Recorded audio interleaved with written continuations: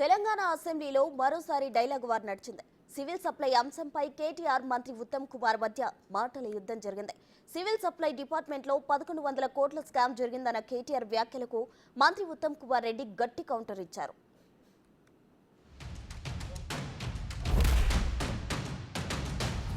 మిల్లర్లకి మీరు civil supplies department కి మీరు ఏదైతే టెండర్ పిలిచారో, నలుగురు ఎవరైతే టెండర్ పిలిచినాము ట్రాన్స్పరెంట్ గా పిలిచామని మంత్రి గారు చెప్పారో, మేము ఏమడిగాం అధ్యక్ష?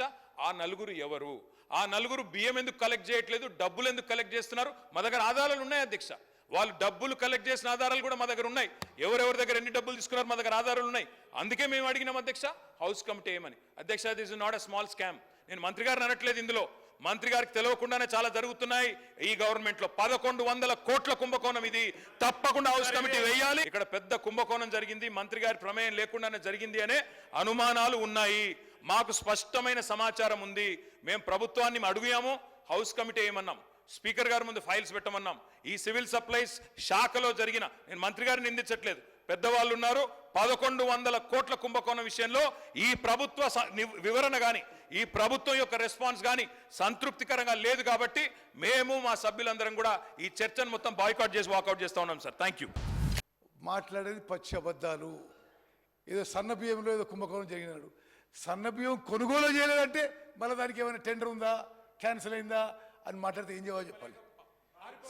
ఒక్క గింజ సన్న బియ్యం కూడా కొనుగోలు చేయలేదు. అదేవిధంగా మీరు అవలంబించిన తప్పుడు విధానాలతో మీరు రబీలో ప్రొక్యూర్ చేసిన ప్యాడీ ఇప్పుడు మిల్లర్ల దగ్గర లేదు స్టాకు అని చాలా స్పష్టంగా చెప్పడం జరిగింది. అదేవిధంగా ఆన్ రికార్డ్ అధ్యక్ష, మధ్యప్రదేశ్లో ఛత్తీస్గఢ్లో ఎక్కడెక్కడైతే ఈ టెండర్ జరిగిందో అంతటా కూడా 1500, 1200 ఆ విధంగా రేట్ రావడం జరిగింది.